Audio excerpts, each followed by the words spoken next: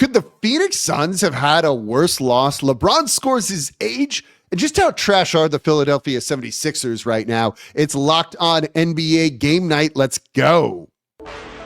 When that final buzzer rings, you know it's time for Locked On NBA Game Night. All the post-game reactions to every game across the league, every single night, with insights only the hosts at Locked On can provide. It's the true NBA fans' one stop for all the action. Every game, every night. It's Locked On NBA Game Night, tipping off now.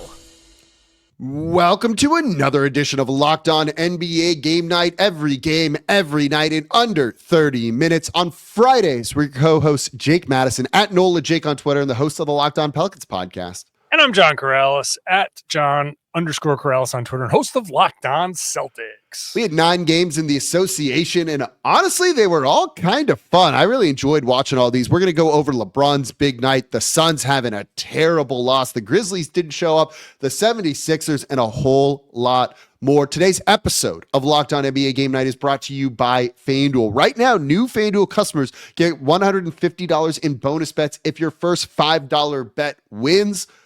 John, do you have a good All-Star break? Yeah, a little relaxing, just staying at home, getting some normal sleep. I was gonna put like a tropical scene in my my backdrop here, but didn't. I was gonna play it up, and I with the Celtics playing, I totally spaced on the visual joke. Well, who still seemed like they were on the All-Star break was the Phoenix Suns here with a terrible loss to the San Antonio Spurs, 120-109. Let's go over to Locked On Suns for their take on this one here. The San Antonio Spurs defeat the Phoenix Suns 120-109. Benjamin Garcia, Locked On Phoenix Suns. You know the deal. There's a lot to talk about in this game. I joked with my co-host Brendan Clean over text message, and I said, if you didn't watch this game, like if you took the day off, if you were me or Brendan, but you still wanted to do the show and you just winged it and you've been covering this team all year, you could have guessed why they lost. The opposing team was quicker, faster, younger, and wanted it more.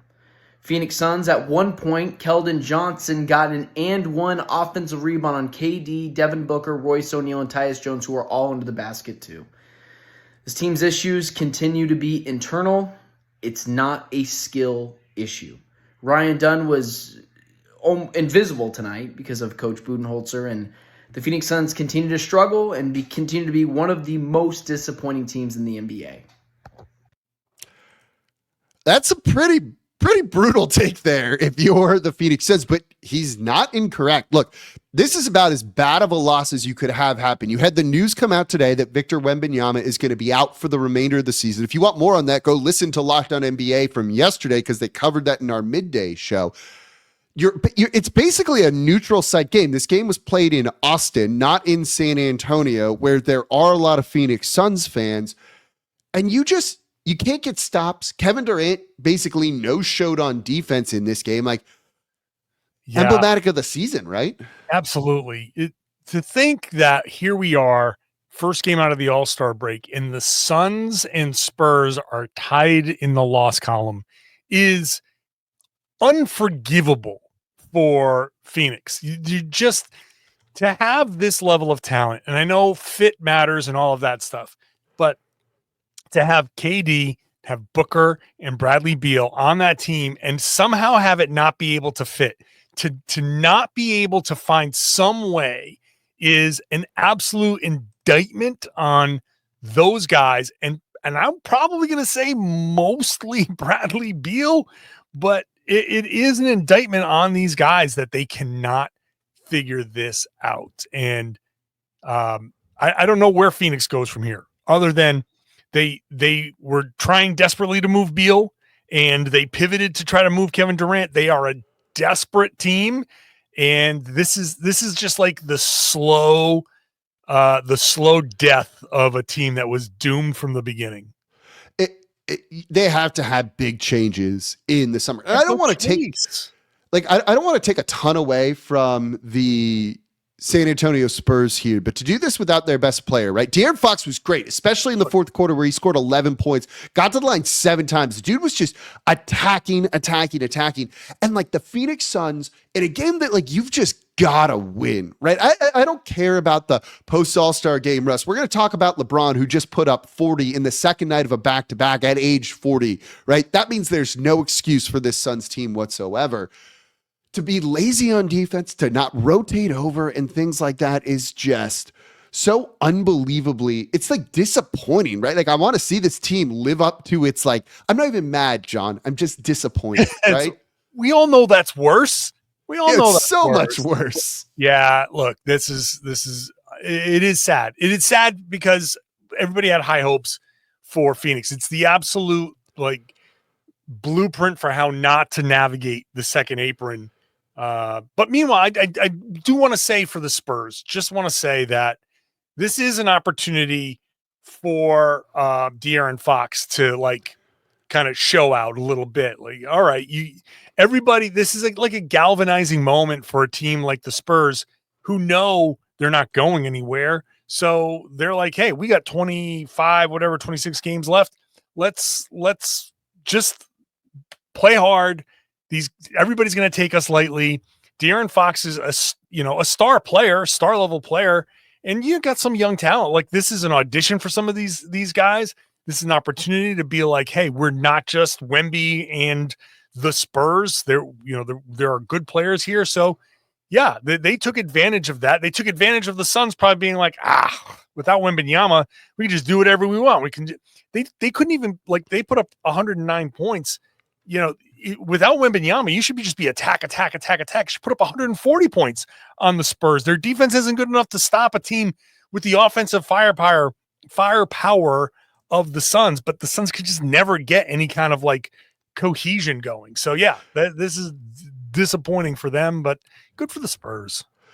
Good for the New York Knicks too. Let's kick it over to this game here because this was a fun one down the stretch. The Knicks beating the Chicago Bulls 113-111 in overtime. Mikal Bridges, the hero in regulation with 2 blocks, one on Kobe White, and then at the buzzer denying Nikola Vucevic, who was right below the basket with a block, goes into overtime where Karl Anthony Towns kind of took over there. This one isn't quite as close as the final score. It's like, it should be, it's a 2-point win for the Knicks, but it's like a 5 to 7 point win as it gets kind of a couple buckets in garbage time for Chicago here.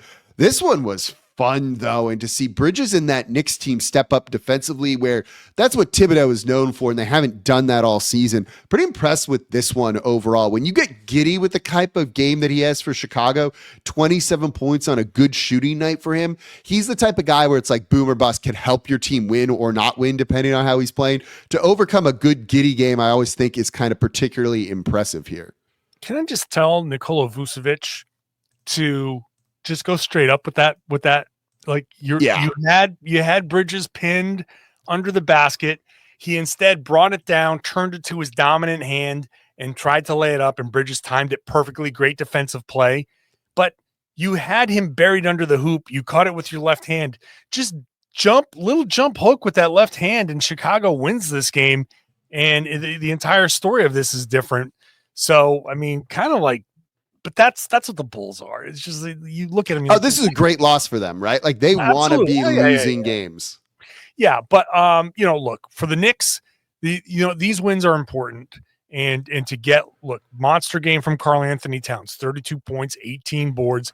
He's having, a great season, a great offensive season. The Bulls are not a team that can kind of punish some of the defensive, shortcomings that the Knicks have. So that lets the specialist defenders come in and do the job that they're supposed to do. So this is a game, again, this is kind of like the Phoenix Spurs thing where you're supposed to win this game. You better go out and do it. Especially when you have to keep pace at the top of the East with Cleveland, who won, we'll talk about, and the Celtics who won, and we'll talk about.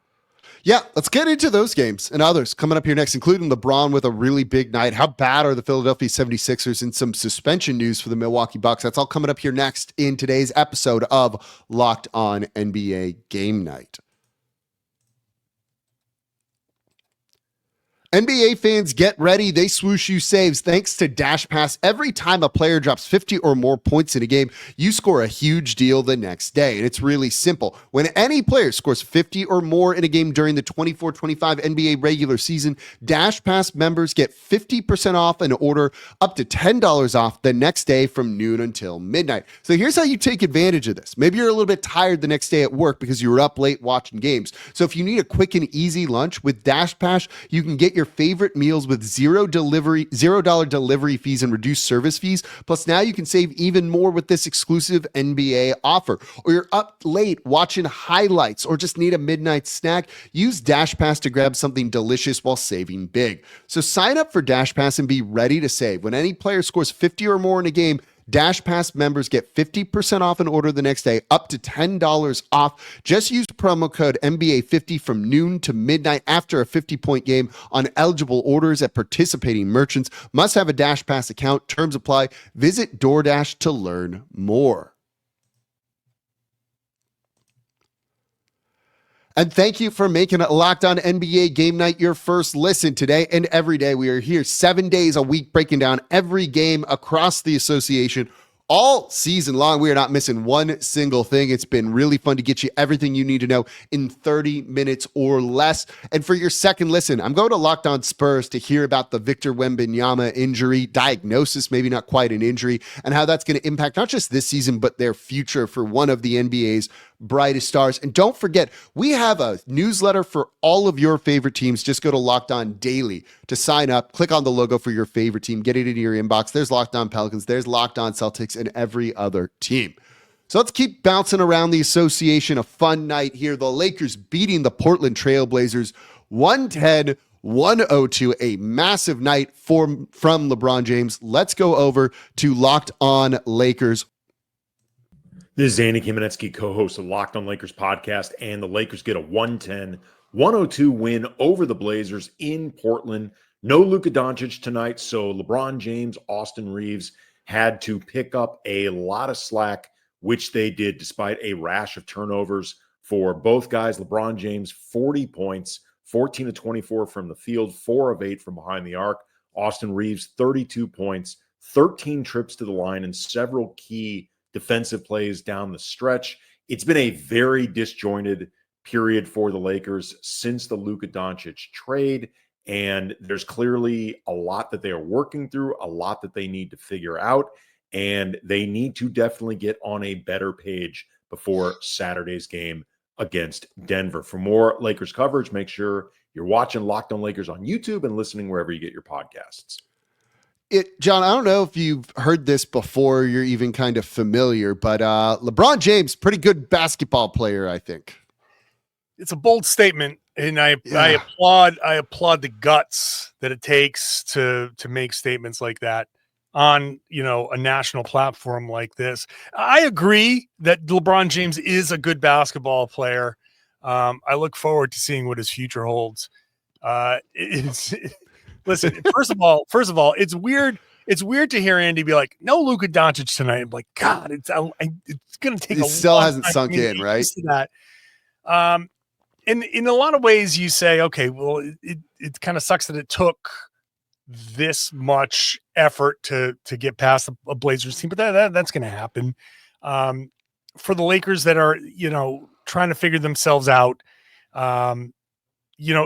one of the biggest things is like working Dalton Connect back into things after being like, we traded you and now we have you back, and kind of getting that, like that's going to be hard, and it's hard in the locker room. And so I credit the Lakers for finding ways to win a game like this. So good on Austin Reeves. Like LeBron, it's so wild to see him score 40 at 40 years old. But on the second night of a back-to-back too, which is also particularly impressive there. This is exactly what you want from a guy like in his situation, that he said, I'm not going to play in the All-Star game. You kind of want to see him to be like, all right, I'm going to take this. It's a showcase and blah, blah, blah, but it's an exhibition as well. I'm not going to do that. His mind is obviously on bigger things.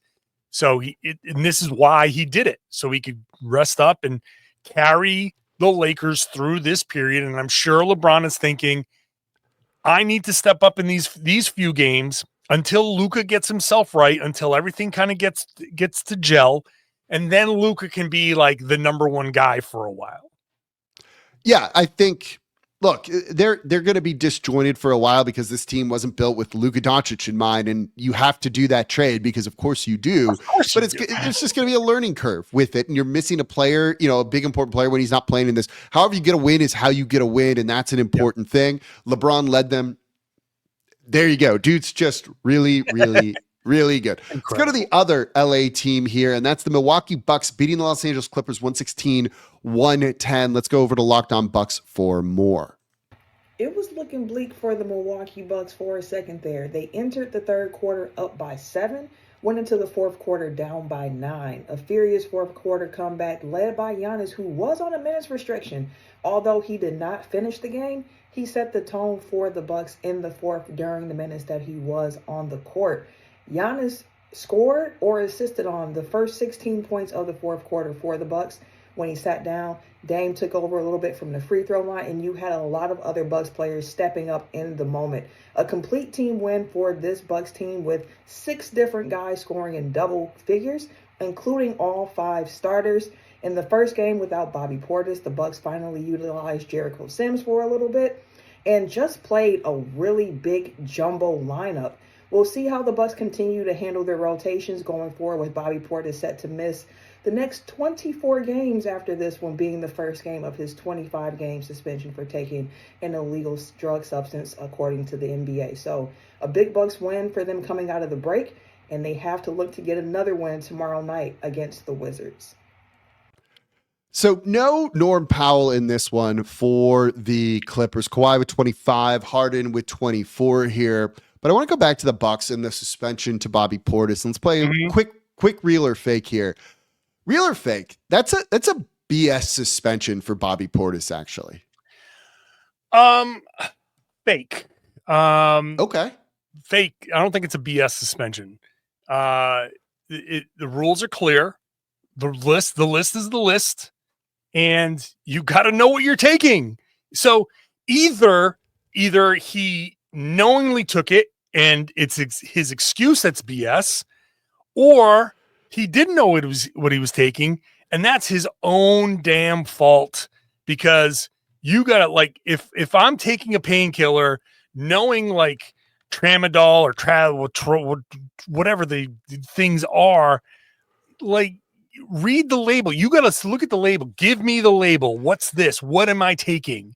You have to know. I'm sorry. Like, that's your responsibility as an NBA player. Is your body. Your body is your tool. And if you're going to put something in, if you're going to take something, if you're going to inject a painkiller, if you're going to take a painkiller, either the team doctor gives it to you, or you read the label and be like, yep, this is not on the list. You have to know. There's no excuse.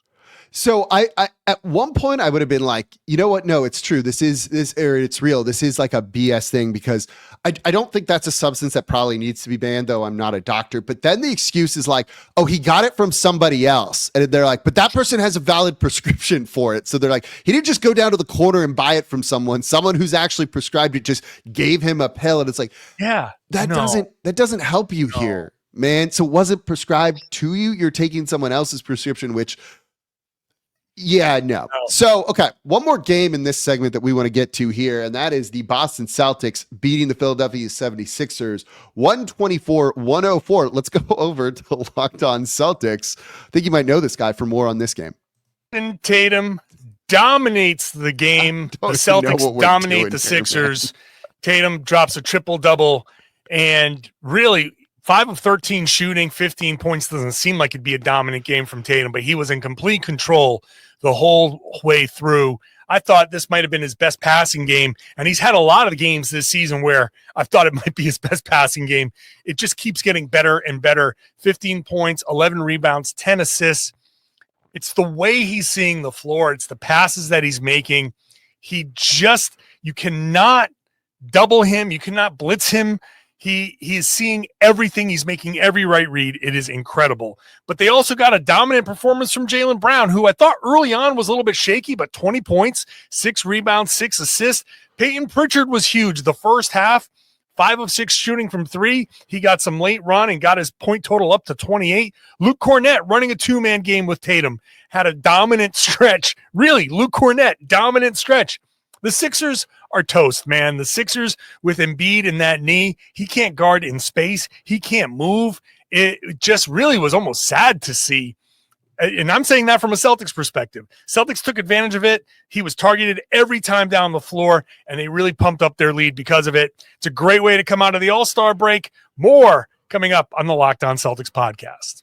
The people on the network are going to see this and just be like, what is going on the Friday show? Look, man, the guy had solid points. And, I might just say, also a handsome man. Just so beautiful, right? It's just like the total package. You have to, why wouldn't you play that video?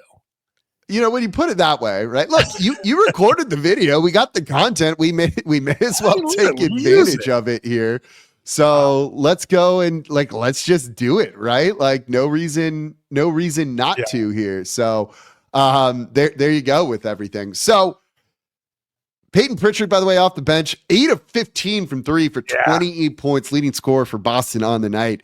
The Philadelphia 76. Look, Celtics are good. Philadelphia 76ers look absolute trash right now. Yeah. Paul George played well. Tyrese Maxey was held back, I think, by Embiid being on the floor. When Embiid is on the floor, he needs the ball. He posts up. He slows the game down. Tyrese Maxey wants to play fast. And there were some points in the first half where Maxey was kind of torching the Celtics. And I was, commenting on my live blog that the Celtics really need to handle Maxey or else it's going to be a problem. And Joel Embiid kind of did that for them. Listen, my little piece of advice for the Sixers, just shut him down, get him the knee surgery that he needs, do it now in late February so he can get back in April or May or June and start his rehab so he can be ready, fully healthy, theoretically, and strong enough to start the next season. This season is done. It's toast. Forget it. You have one more year, I think, of Embiid and Paul George and Tyrese Maxey. You have 1 year to try and thread this needle and win it. Don't waste him now and have him start the season rehabbing. Get him right now. This is your only chance, Philly. Yeah, they need to just basically punt the year, take a gap year, and move on from there. That's what they absolutely need to do. So a couple more games coming up here next in today's episode of Locked On NBA Game Night, including the Memphis Grizzlies not really showing up. A big comeback for the Orlando Magic. The Cavaliers, we actually got to talk about them for a minute too. And then Nikola Jokic doing Nikola Jokic things. That's coming up here next in today's episode of Locked On NBA Game Night.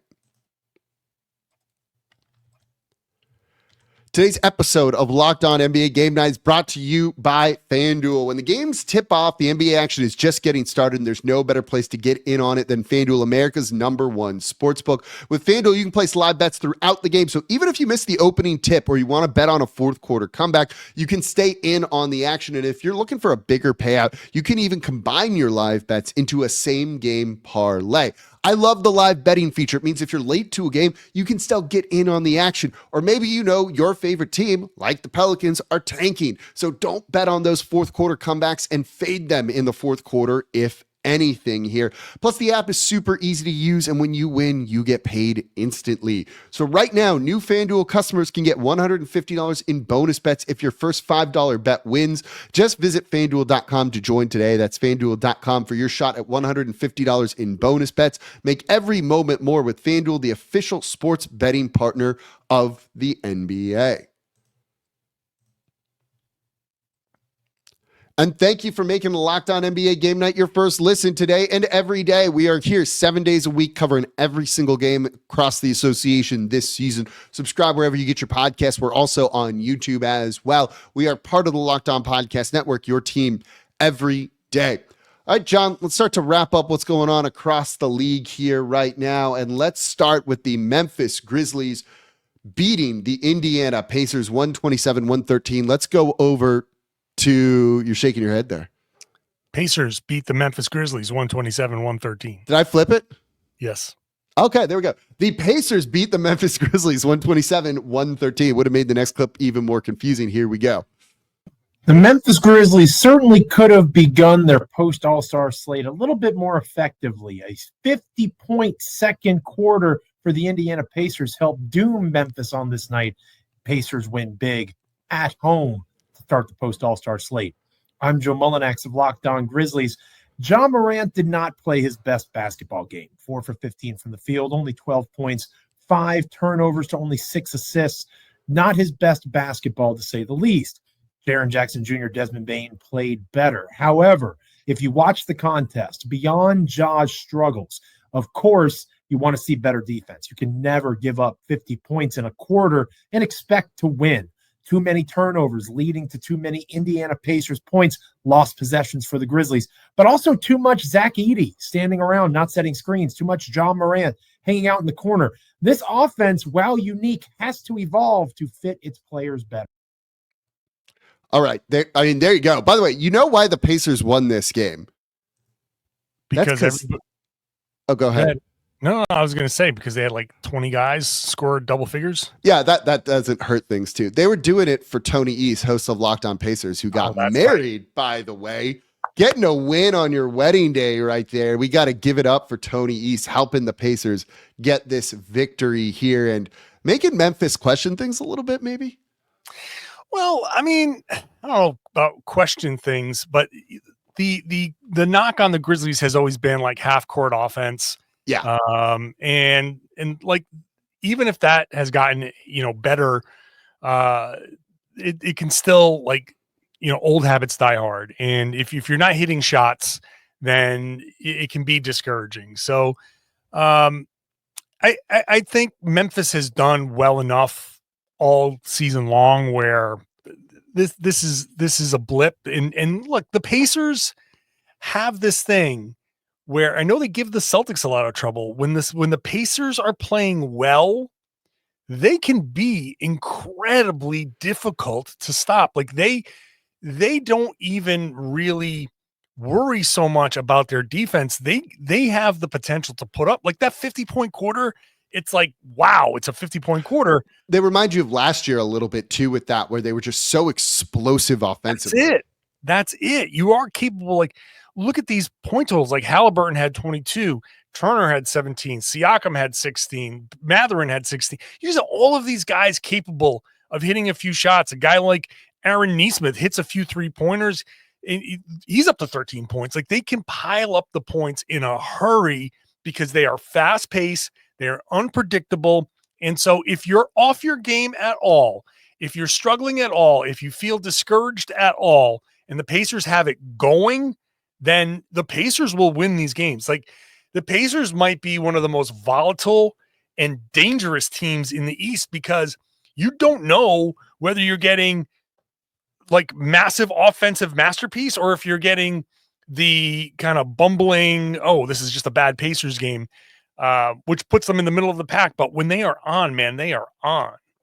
Yeah, they had that real slow start to the year, and since then they've like really found their footing over the past 2 months or so, and they look significantly better. So we've still got a couple more games to get to, so let's keep rolling through things here. And that's the Orlando Magic beating the Atlanta Hawks 114-108, a comeback for them. Let's go over to Locked On Magic for more on this one. This is Philip Rossman-Wright, the host of Locked On Magic here at State Farm Arena, as the Orlando Magic get a gutsy 114-108 victory over the Atlanta Hawks. And really, this became a game where the Magic felt like they got their swagger back. It was in Paolo Banchero and scoring 18 points, 18 of his 35 points in the second quarter to help the Magic erase what was a 19-point deficit. It was the defense kind of getting back to that grinding, aggressive defensive style that they have, that hounding style that creates turnovers and creates all these opportunities for them to score. The Magic really looked like themselves for the first time, and hey, they won consecutive games now for the first time since December 23rd. We can finally retire that stat. But this was a game when the Magic got themselves together. They were able to kind of find their will and find that groove that they've been missing for so long. That includes Paolo Banchero being aggressive, getting downhill to the basket, and having that confidence and that swagger radiate to everybody else. The Magic desperately needed a win like this. It matters for the standings, but a huge win for Orlando, heading back home for a 7-game homestand. All right, and let's go over to Locked On Hawks for their perspective. Hello, friends. My name is Brad Rowland. The Atlanta Hawks fall in their first game out of the All-Star break. They built a 19-point lead in the first half, only to see that fully evaporate before halftime.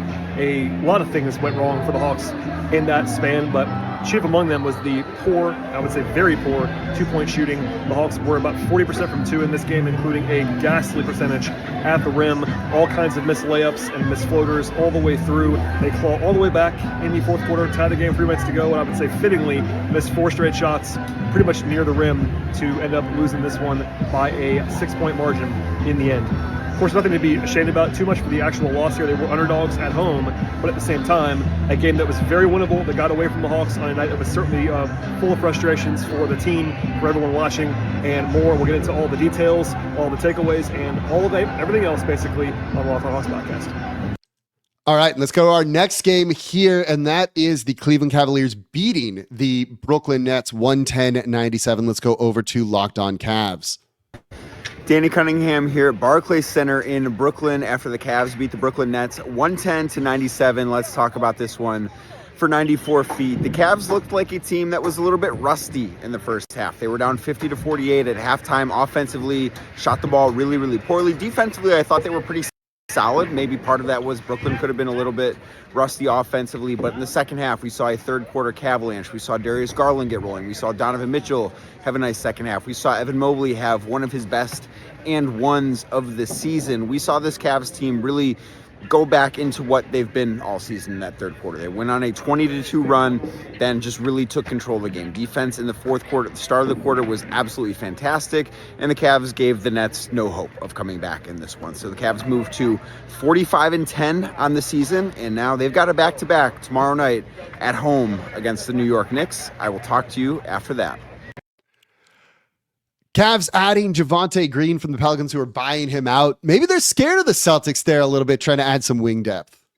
Well, yeah, I mean, they added DeAndre Hunter, they added Javonte Green. This is what they've needed. Like, and it makes sense, right? You figure out what your weaknesses are, and it's really not about the Cavs record, the Boston record, whatever. If you're the Cavs and you look at how you faced off head to head, and what has Boston been able to do? They've been able to attack mismatches. So you want to, if you need to, prevent as many of those mismatches as possible. So that's what Javonte Green is there to do. That's what DeAndre Hunter is there to do. So these games here are less about, like, you're great. You won, you beat the Brooklyn Nets, and you get an amazing game from both your front court guys. But it's more about figuring out how to use your wings appropriately, and when Javonte gets there, how do you get them into the mix so you can, in a presumed matchup against the Celtics, make sure you're maximizing those guys and giving yourself a chance to eliminate one of Boston's strengths. No, it's a nice little pickup for them at the end of the season that just gives them the kind of depth that they need there. And then final game of the night, the Denver Nuggets beating the Charlotte Hornets 129-115. Nikola Jokic, 29 points, 17 boards, 9 assists, just 2 turnovers. It's what he does. He's pretty ridiculous. 34 points for Jamal Murray. I don't think we need to say anything else there. Nikola Jokic should be the MVP. He should be the MVP. I'm with you on that one. That's going to do it for this episode of a Locked On NBA Game Night. Every game, every night. Be sure to subscribe wherever you get your podcasts and on YouTube. We are part of the Locked On Podcast Network, your team every day. As always, on Fridays, I'm your co-host, Jake Madison, at NOLA Jake on Twitter, and the host of the Locked On Pelicans podcast. And I'm John Karalis, at John_Karalis on Twitter, and host of the Locked On Celtics podcast. Enjoy the games now that we're back from the All-Star break, and we'll be back with y'all next week.